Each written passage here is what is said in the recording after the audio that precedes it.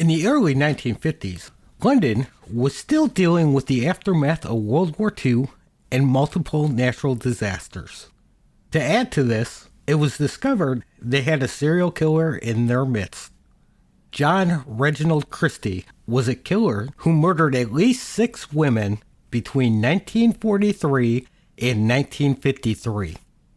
His eventual capture and trial would go on to change British laws about the death penalty. So what happened? Who is this mostly forgotten serial killer? Let's find out. Hello, and welcome to History's a Disaster. I'm your host, Andrew, and tonight is a part 2. If you haven't listened to part 1, number 1, you're a psycho who skips a part 1 and jumps right into part 2.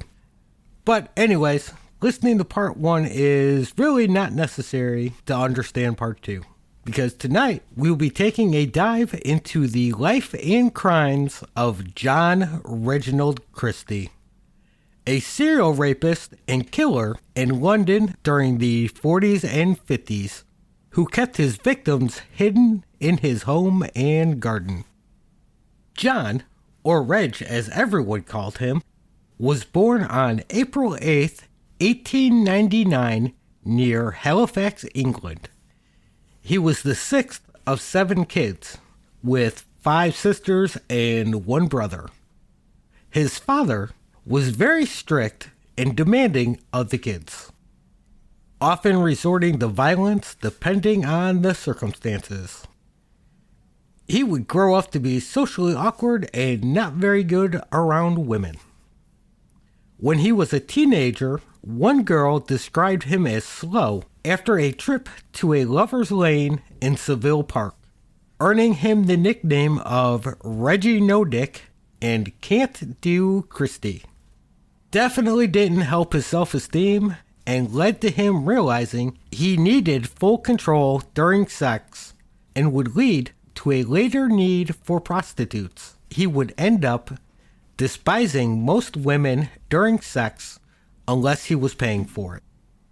He would later enlist in the army during World War I in the infantry. He would later claim that he was injured in a mustard gas attack that left him blind and mute for years. This would also lead him to having a weak, whiny voice. However, the army has no records that he had ever gone blind and was in fact discharged from the army as still being fit for duty. Either way, after returning home in 1919, he met Ethel, who he would later marry the following year. He got a job with the Halifax post office and was fired very quickly after he got caught stealing. He would end up spending 3 months in jail for this. In 1923, he would leave Ethel and move to London, blaming it on her drinking and having an affair with her boss, which was probably because old Reggie No Dick couldn't get it up for her. He'd be arrested again in 1924 for stealing a bike, some money, and cigarettes. He would do another 8 months for this. In 1929, he was shacking up with a married woman and her son. He was leeching off her while refusing to work. When she pushed him to get a job, he hit her in the back of the head with a cricket bat, causing a 5-inch long gash in her head. Reg claimed it was just an accident. He was taking a practice swing and her head just magically appeared in front of the bat. The judge wasn't buying it and sentenced him to another 5 months in prison for attempted murder. And after all this time in prison, did he learn his lesson? Nope, not even a little. He was arrested again in 1933 for car theft. While in prison this time, Ethel came to see him for the first time in nearly 10 years. big mistake on her part. She said it was either time for divorce or to get back together. They got back together. She would end up having a positive effect on him, for a few years at least. He worked several jobs, with the longest being a War Reserve policeman during World War II, which lasted for 4 years. Around the time he started this job, they would move in to the ground floor apartment of 10 Rillington Place in Notting Hill. Rillington Place was a small dead-end street of 20 identical Victorian-style homes. At this time, they were all old and decaying. The homes were the epitome of squalor in London. In fact, Notting Hill in general was a violent slum in the early 50s. With homeless people wandering the streets, yelling at everyone they saw, to prostitutes hanging out in doorways, and break-ins happening at all hours of the day. Police would also respond to multiple domestic violence calls a day. The once grand Victorian homes were now separated and used to house 3 families, one on each floor.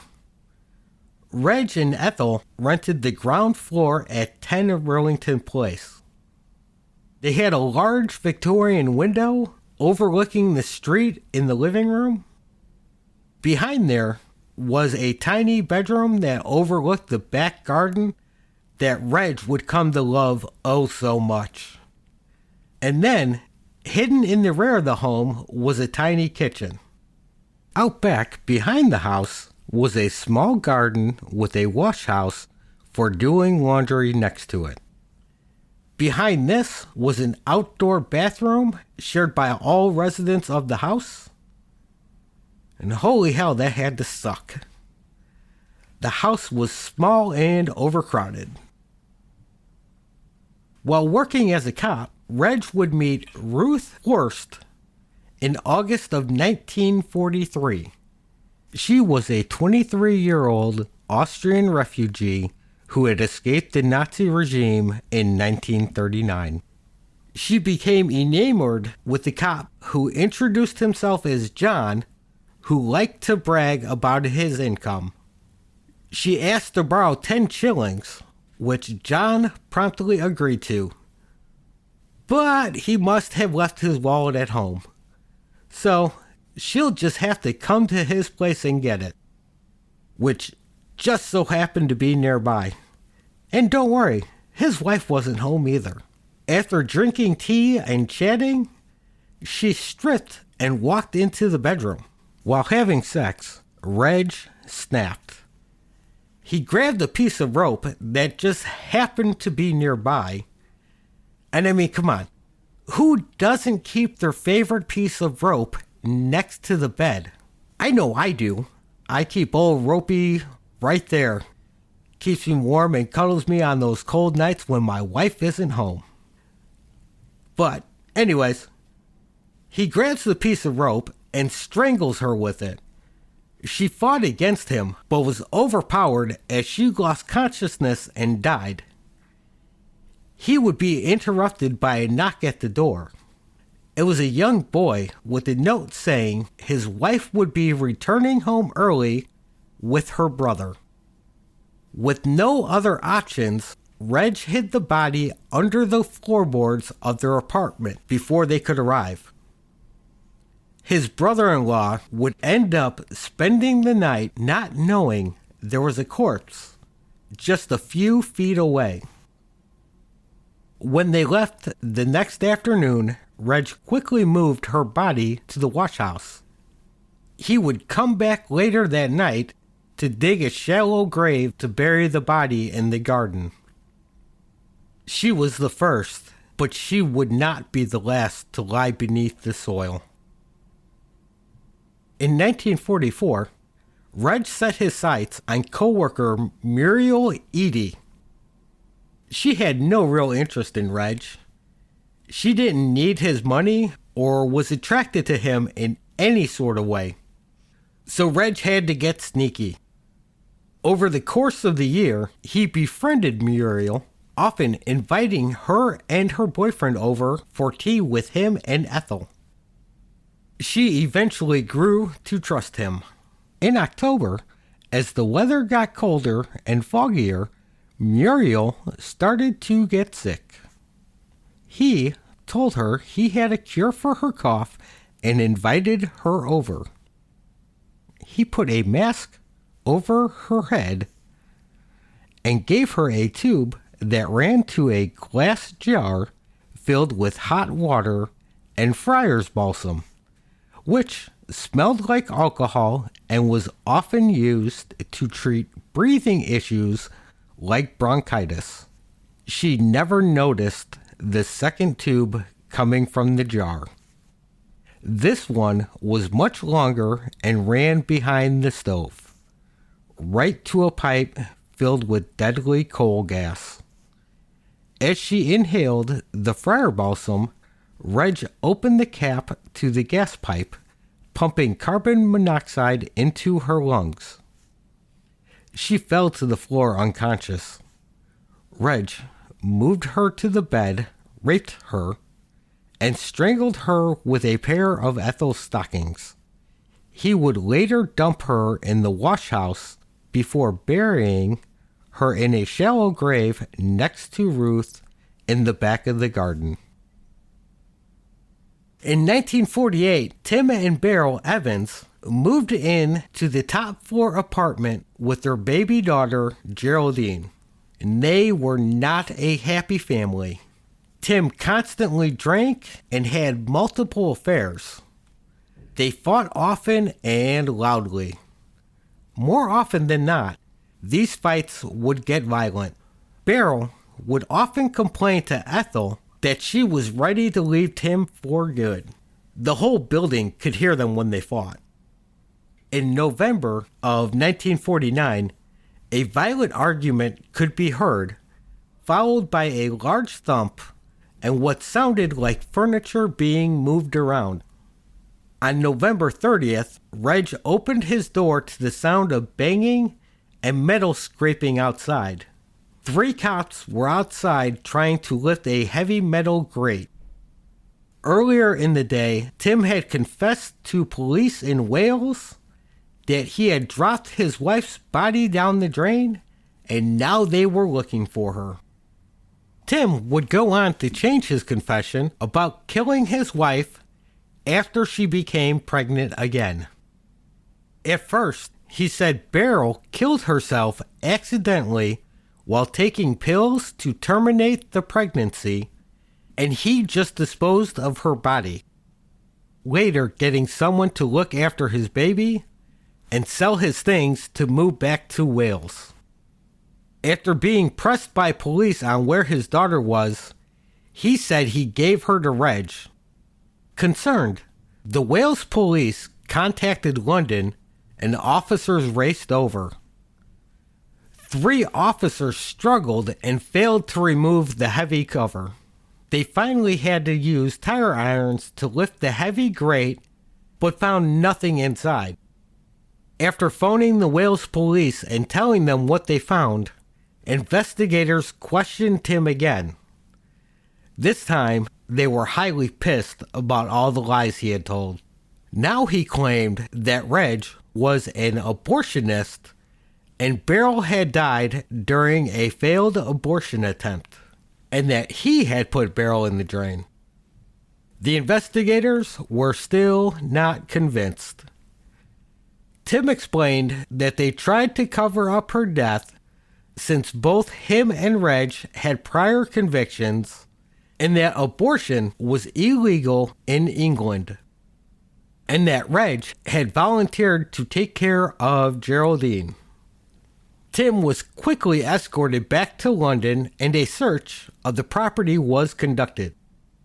And obviously not a very thorough one. When searching this small garden, they missed a very strange fence post. The fence post was propped up with a human femur bone, nor would they do any further investigating in the garden. In fact, it wasn't until the third search of the property they found Beryl and Geraldine's bodies wrapped up in the wash house. They were both determined to have been strangled to death, and no further examinations of the bodies were made. Tim was questioned again and eventually confessed to killing them both. During the trial, Reg and Ethel would testify against him, who would be found guilty and hanged for murder. In 1948, facing a shortage of manpower to help with the rebuilding of England, the government welcomed in refugees, primarily from the West Indies. At first, they were welcomed in with open arms, but as their population exploded, not so much. Racism became rampant throughout England as the immigrants were pushed into slums. In 1950, the owner of 10 Rillington Place sold the house to Charles Brown, who was an immigrant from Jamaica. He would allow renters from the West Indies, and the demographic of the house would change. Reg and Ethel would often complain they were the only decent people left in the neighborhood. They would complain to anyone who would listen about how horrible those people are. And those are not his exact words, but close enough, and we're not going to go with what he actually said. And then Reg had a real reason to complain. Charles planned to use half of the back garden for storage and wanted to dig it up and make it level. Reg would hire a lawyer to scare Charles into dropping the idea. His secret would be safe for another day. In December of 1952, as the deadly smog closed off London, Reg quit his job. Now, with nowhere to go and suffering from different illnesses, Reg was trapped in the apartment he hated so much. With a frail wife who constantly complained and nagged at him, and neighbors who hated him as much as he did them. It was driving him mad. He was starting to lose control. 4 days after the fog ended, Reg strangled Ethel in their bed with a pair of her stockings. She struggled against him, eyes wide in terror, as she watched her husband of over 30 years choke the life out of her. Now he was finally alone and free. Free to come and go as he pleased. No job demanding his time, no nagging and sick wife to question him. But Reg couldn't think straight anymore. He left Ethel in bed for days, unable to decide what to do with her. Then he remembered those loose floorboards in the front room. He had difficulty moving her. She had gone stiff after days of lying in bed. He removed her wedding ring and cut some of her pubic hair off before dressing her and rolling her in a blanket and dragged her to the hole in the floor. He thought it was a fitting resting place for his wife. After this, he altered the date on a letter Ethel had been writing to her sister and mailed it off. He would later tell her family her rheumatism in her fingers was acting up, so Reg was writing for her and taking care of the house. To one neighbor, he said she was off to see relatives in Birmingham, and to another, she was in Sheffield. He could not keep his lies straight. In January, Metropolitan Police Sergeant Len Trevelyan chased the thief into 10 Rillington Place. He found the thief hiding under a bed in an upstairs apartment. After throwing him in jail, Len returned and knocked on Reg's door. Len recognized him from the Evans trial. Reg invited him in without hesitation. Len wanted to talk to him about the neighbor he had just arrested. He tried to ignore the awful stench of the room, but it was all over and so vile. He finally couldn't take it anymore and commented on it.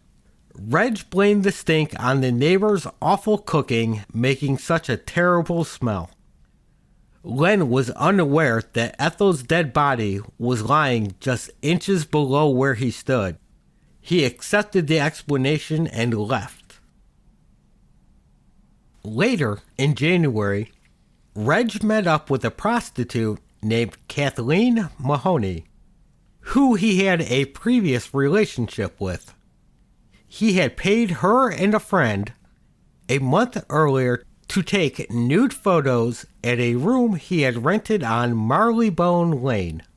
Kathleen was drunk and happy to see Reg, who she knew as Fred. She saw him as a source of income and a warm place to stay on that cold and frigid night. She stumbled drunkenly as Reg took her home and guided her to the small kitchen and the deck chair. She paid no attention to the cord that hung from the back of the chair. Between the drinks and the coal gas Reg was now pumping into the room, she was helpless as Reg stripped her naked and wrapped the cord around her neck, strangling her as she was unable to resist. Reg left her lifeless body in the chair and went to bed. As he made tea the next morning, he removed some boards from the coal cupboard. Peering into the opening behind, he saw plenty of room for Kathleen, and maybe one or two more. He dumped her in the dark with a pillowcase, covering her face, and a blanket wrapped around her nude body. The cord still wrapped around her neck, and her feet bound by a sock. Rita Nelson was a pretty Irish girl living in a rented room with a close friend. She was also a prostitute, desperately eking out a living in the slums of London. Rita and her friend were hoping for a change and looking to move out from where they were. That's when she met Reg. He said he was moving soon and he could rent her his place, and would she like to see it? She fucked up and went to see the apartment alone. She wandered around the apartment, inspecting the kitchen and the gas stove, with the coal cupboard nearby, now covered in wallpaper. And then a strong smell hit her, and she started to black out. Something slipped around her neck, and she was choking as the kind man who had invited her in raped her as she died. She would be Kathleen's roommate in that dark, damp cupboard, hidden away from the world. In March, Reg met Hectorina McLennan, Ina to her friends, in front of a movie theater. Ina had a complicated life, with multiple kids and bouncing between two men. One married, the other could not stay out of prison. She was lost and felt vulnerable in London and was looking for a new place to stay when Reg offered to sublet his apartment to her. Reg was pissed when she showed up with her boyfriend, Alex Baker. He snapped at her, but reluctantly served them tea and invited them to stay for a few days. And how they could stand what had to be a horrible stench at this point, I will never understand. They never knew the bodies they were so close to. Reg slowly built up trust with Ina over the next few days. They left a few personal items behind when they left, intending to return for them later. Then, Ina fucked up. She came back alone. By now, Reg's preferred methods were infallible, and Ina joined Rita and Kathleen in the cupboard. Within hours of her murder, Alex was pounding on Reg's door, demanding to know if he had seen her.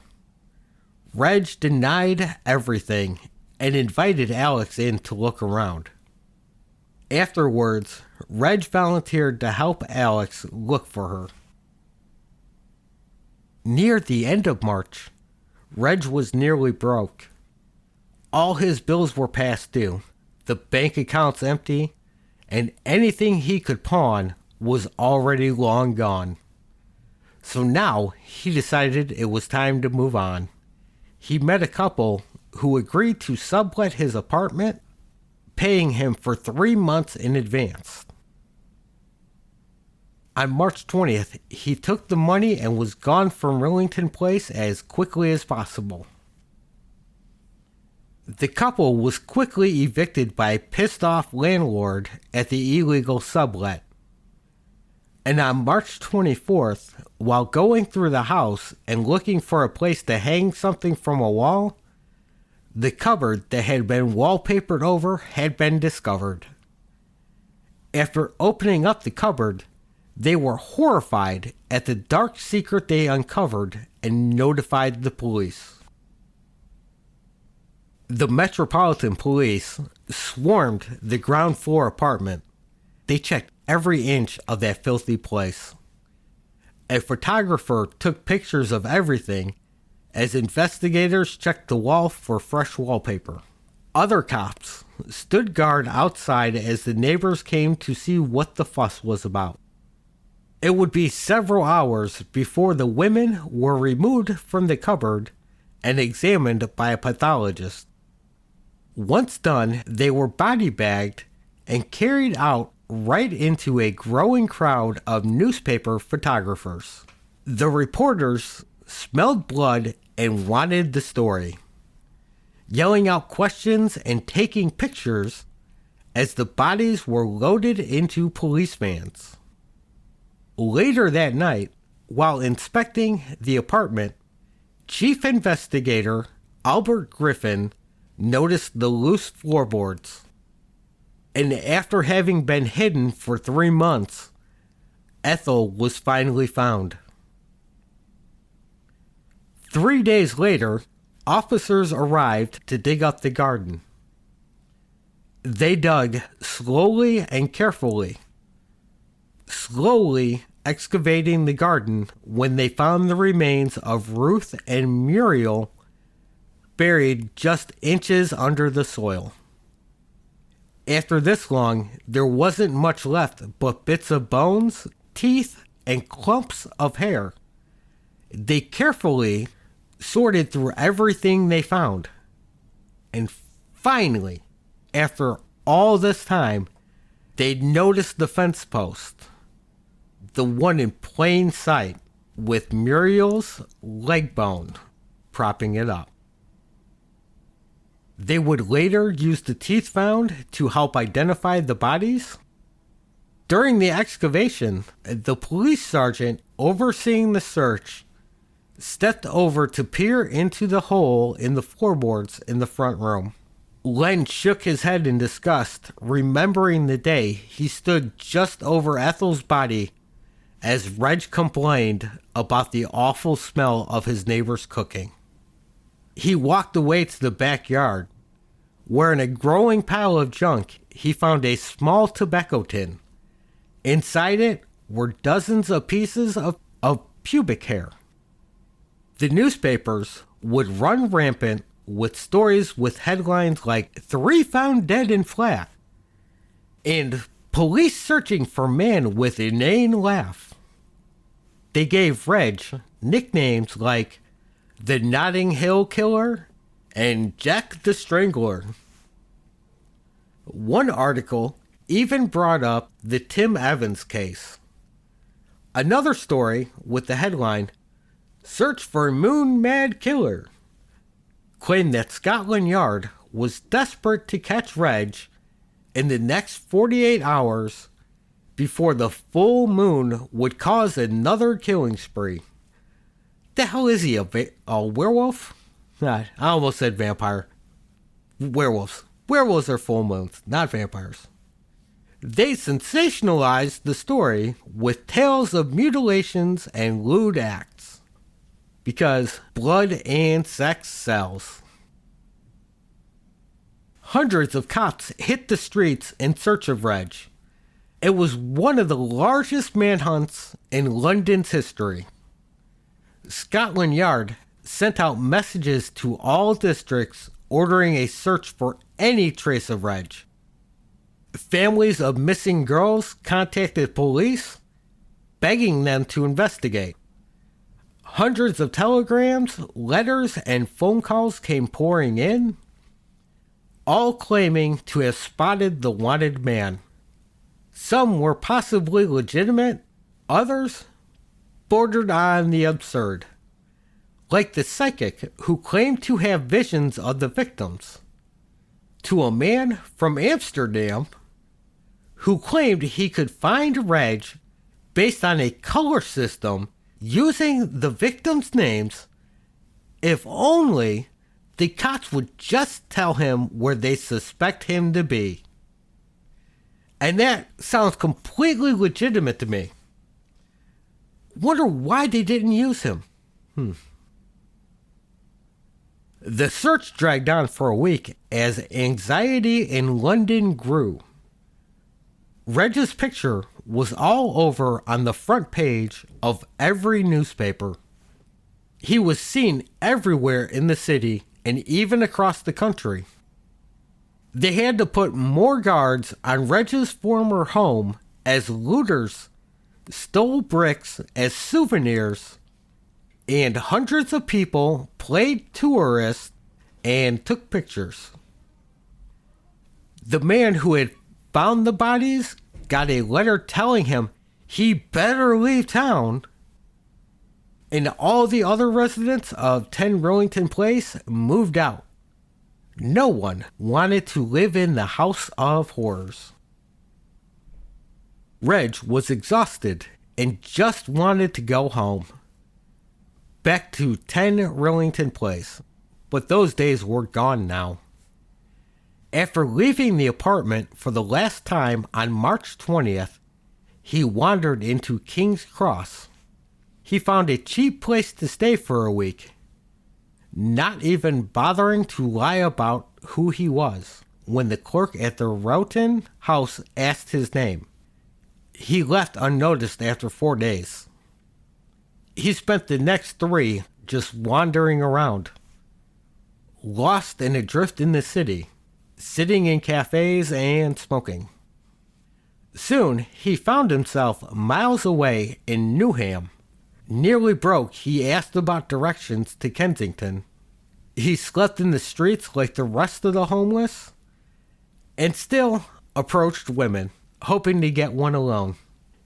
He was an addict. He just couldn't help himself. When he would go to cafes, he would sit and listen to the other diners talk about his murders without a care in the world. No one noticed him. He was invisible. On the morning of March 31st, almost a week since the bodies were discovered, Reg leaned against a wall, staring into the River Thames. He watched as a few bargemen worked. As he did this, he was being watched by a cop from a few yards away. He should have been easy to recognize at this point. His photo and description were all over. The cop walked over to Reg, who was too tired to run. As the cop questioned him, several more officers joined in. Despite Reg's lies, they knew who he was. Reg gave up meekly and climbed into the back of a police van. When news of his capture hit, thousands of spectators descended on Notting Hill. Police had to erect barricades for crowd control as they swarmed 10 Rillington Place and stalked the police station. All of them hoping for a glimpse of the sex-crazed lunatic, as they put it. Reg would try to hide his face behind a newspaper as he was transferred to court and back, while photographers took pictures from nearby rooftops. His trial became a tabloid obsession, something ripped straight from a cheap penny dreadful. One of the local news hounds made a deal with Reg. They would pay for his defense. In exchange, they would get exclusive rights to his story. Checkbook journalism is what they called it. They slipped money to the families of a killer in exchange for sole rights to the story. In Reg's case, not having any family to speak of, or at least any that wanted anything to do with him, they had to get creative and go through his attorney. Reg began crafting a narrative for the paper, hoping to garner some public sympathy, or perhaps set up an insanity plea. The newspaper ate it up. As investigators prepared their case for the prosecutors, Reg's defense team readied theirs. They settled on an insanity plea. His first confession was that he awoke to find Ethel turning blue with an empty pill bottle next to the bed. She was clearly overdosing, and knowing there was nothing to be done for her, he strangled her as a mercy to end her suffering. Then he said the 3 women hidden behind the wallpaper had entered his home for one reason or another and refused to leave. They harassed him and demanded sex for money. Almost like they were, I don't know, maybe prostitutes he had hired and brought home? Maybe? I don't know. He fought them off and just had to kill them. Totally in self-defense, mind you. And he definitely didn't mention his special chair in the kitchen. You know, the one with the tube of gas. No mention of rape either. No mention of Ruth or Muriel. They didn't exist. They were just an illusion. And Beryl and Geraldine weren't quite a part of the story yet. Reg told another story to Len Trevelyan that their apartment was actually a back alley abortion clinic for the local prostitutes, with Ethel being the one to perform the abortions and Reg acting as her assistant. And of course, every now and then, Ethel would fuck up, and unfortunately, the girl would die. He would leave out that he raped any of them, even though there was evidence of this found. Nor would he mention strangling them, or that there was no evidence of an attempted abortion. No medical tools would be found in the apartment either, but Len let him tell his story unconcerned. Prosecutors were already working on the case. And then one day, Reg recalled that Ethel walked in on him raping a client. She was horrified and threatened to report him. She was so disgusted with him that she wouldn't be talked out of it, and that Reg had to strangle her. And the 3 women after Ethel, well, they came knocking on the door looking for an abortion, and they just had to go, too. 'Cause, well, reasons. Reg grinned at Len as he finished his story. Then, like the cocky asshole he is, reminded him of the day Len stood just inches over Ethel's body, smirking at him and saying, "Now you know what it really was." Before the trial, Reg agreed to meet with his attorney, Derek Curtis Bennett, and psychiatrist Dr. Jack Hobson. Reg knew he'd never be free again, but did not want to die. He'd say anything to keep living. As they interviewed Reg, they focused on Beryl Evans, asking him over and over again if he did it. They said the odds of two stranglers in the same home was highly unlikely. They were determined to prove Reg was insane. And the higher the body count, the crazier he was. Which meant proving he was the only killer in the home. He would eventually confess to Beryl's murder, but refused to admit to Geraldine's. He would never admit to killing a child. But his confession for Beryl's murder was completely off and absurd, with no evidence to prove it. The only link to her murder was the improbability of two stranglers living in the same place at the same time. The trial would drag on, with the most explosive part being the arguing over the Evans case. The prosecutors asserted that the right man had been convicted and hanged for murder. The defense pushed back, saying that Reg did it and that the prosecutors had gotten it wrong. At the end, it would take the jury 80 minutes to find him guilty and sentence him to death. Much of Parliament had been disturbed by the trial and Reg's confession. A bill would be passed through less than a week after sentencing that would suspend the death penalty for 5 years.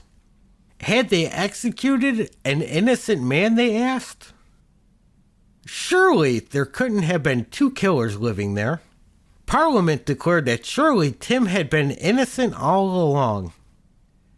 Although the evidence showed the crimes varied greatly, and that most of Reg's confession did not match the evidence, it was still enough of a coincidence to shake Parliament, and an immediate investigation was called for. Reg would end up giving another confession, saying he did not kill Beryl, and that he agreed to admit to it to try to escape the noose.